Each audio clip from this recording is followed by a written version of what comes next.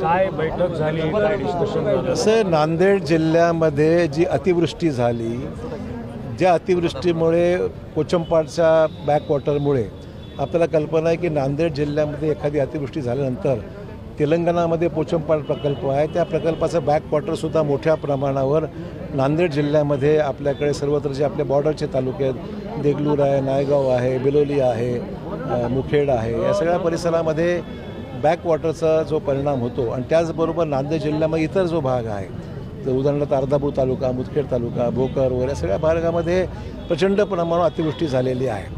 त्यामुळे बॅकवॉटरमध्ये होणाऱ्या परिणामाची व्याप्ती लक्षात घेता यंदाचा जो पाऊस आहे तो अतिशय अभूतपूर्व आहे, खूप मोठ्या प्रमाणावर आहे, नुकसानही मोठं आहे. त्यामुळे जे फ्लड लेवल आहे त्या फ्लड लेवल पुनश्च एकदा निश्चित केल्या पाहिजेत, कारण की पाण्याची जी पातळी आहे ती वाढत चाललेली आहे आणि ती वाढल्यामुळे पहिल्या जमिनीला जो मोबदला दिलेला आहे त्या मोबदल्यामध्ये भागत नाही, कारण की आता शेती अधिक पाण्याखाली जाऊ लागलेली आहे. म्हणजे नदीकाठच्या गावाची फ्लड लेवल आहे ती वाढत चाललेली आहे, म्हणजे त्याची अतिवृष्टीमुळे पोचमपाडच्या बॅकवॉटरमुळे अजून लेवल वाढलेली आहे आणि त्याचा परिणाम शेतावरही होऊ लागला, शेती पिकावर होऊ लागला आहे आणि जमीनसुद्धा पाण्याखाली अधिक जाऊ लागली. हे लक्षात घेता नव्याने फ्लड लेवल निश्चित करावी आणि त्याला एक रकमी एकदा मावेजा दिला तर वारंवार पुन्हा मावेजा देण्याची गरज पडणार नाही, अशा स्वरूपाची मागणी मनूरकर आणि सर्व जे शेतकरी आहेत ते त्यांची आहे. त्याचे सर्व शिष्टमंडळ ज्या ठिकाणी त्यांची बैठक झाली, बैठकीला रवींद्र चव्हाण होते खासदार साहेब, त्याच्याचबरोबर आपले आमदार राजेश पवार होते, मी त्या बैठकीमध्ये सहभागी होतो, जिल्हाधिकारी, इरिगेशन डिपार्टमेंटचे अधिकारी राजूरकर, सर्व आम्ही हजर होतो आणि त्या मीटिंगमध्ये ही फ्लड लेवल नव्याने निश्चित करावी. शासन स्तरावर जी जमीन बुडीत चाललेली आहे त्याचं एक रकमी कायमस्वरूपी पैसे देण्यात यावा हा त्यातला मुद्दा आहे. दुसरा, शेतीचं जे नुकसान झालेलं आहे, दिलेली जी काही मदत जाहीर झाली आहे ती अतिशय अल्प आहे. तिचा विचार करता महाराष्ट्रामध्ये नांदेड जिल्हाच हा सगळ्यात जास्त अतिवृष्टीमुळे नुकसान झालेलं आहे.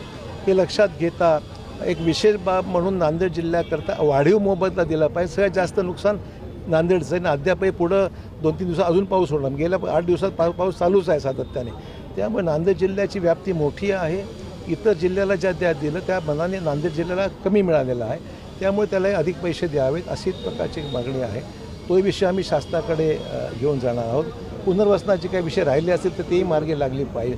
अशा 2-4 प्रमुख मागण्या याच्या ठिकाणी आहेत आणि काही गोष्टी दीर्घकालीन आहेत आपल्याकडे. हे जर तातडीचे विषय आहेत जे शासन स्तरावर आम्हाला न्यायचेच आहेत, पण काही मागण्या दीर्घकालीन आहेत की आपल्याला हे डॅमेज आपल्याकडे जे आता ह्याचं खरं म्हणजे नुकसान जे होतं ते पोचमपाड प्रकल्प जो तेलंगणामधला आहे त्याच्यामुळे नुकसान बरंचसं होतं आहे. याचा काही भार तेलंगणाने उचलला पाहिजे असं आमचं म्हणणं आहे, कारण की हा फक्त महाराष्ट्रापुरती विषय नाही आहे, तेलंगणाच्यामुळे नुकसान होतं आहे.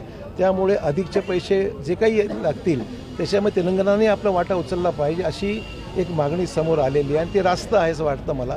तेलंगणा सरकारने सुद्धा दिलं तर त्याच्यामुळे बॅकवॉटरचा विषय निर्माण होतो आहे, तर तो एक विषय आहे. आणि पुनर्वसन कुठे गरज आहे, रस्त्याचे नुकसान आहे, फ्लडमुळे बरेच प्रॉपर्टीचं नुकसान झालं आहे, हे सगळे पंचनामे आणि जी काही अतिवृष्टी झाली आहे त्यामुळे ते लवकर एक्सपिराईट करावी, त्याची व्याप्ती नजर एकदा पुन्हा एक आढावा बैठक आम्ही घेऊ. पण हे सगळं झालं असताना हे सगळ्या गोष्टी जाऊ त्याच्या लोकांच्या म्हणण्यानुसारच आम्ही आज चर्चा केलेली आहे. आम्ही विनंती केली की तूर्त तुम्ही तुमचं आंदोलन जे चालू आहे ते स्थगित करा आणि मग यांच्या रिपोर्ट अहवाल आकडेवारी हे स्पष्ट झाल्यानंतर आम्ही जिल्हाधिकाऱ्यांच्या मार्फत हा विषय पुन्हा शासन स्तरावर नेऊ. आम्ही सर्वच जण सर्वपक्षीय शिष्टमंडळ हे शासनाकडे आम्ही जाऊ आणि मागणी करून याला मोबदला लवकर मिळावा ही त्याची मागणी रास्त आहे. राज्यातल्या साधारणपणे 21 जिल्ह्यांमध्ये अतिवृष्टी आहे. हो, तर ओला दुष्काळ जाहीर करावा अशी मागणी. हो ना, तो पण आहे. काय मत आहे? तो पण विषय आहेच नाही, मागणीचा विषय आहे. नुकसान ज्या प्रमाणात त्याचं असं आहे की ओला दुष्काळ जाहीर करणं याच्यामध्ये आपण निश्चितच पात्र ठरवू, कारण की तेवढं नुकसान झालेलंच आहे. त्यामुळे सगळ्या गोष्टी असं आहे की इथली निर्णय काही इथे होऊ शकत नाही, निर्णय शासन स्तरावर होईल. त्यामुळे शासनाकडे जाऊन या सगळ्या गोष्टी मांडण्याकरता डेटा सगळं कंपाईल करून आम्ही जाऊन लवकरात लवकर हा विषय मार्गी लावण्याचा प्रयत्न करू. जराच लातूर, बीड आणि उस्मानाबादची परिस्थिती अत्यंत वाईट आहे. आहेच ना, असं की आता नैसर्गिकच आपत्ती आहे, रोजच पाऊस चालू आहे. काल पण संध्याकाळी जोरात पाऊस झाला, आजही 2-3 दिवस अलर्ट आहेच.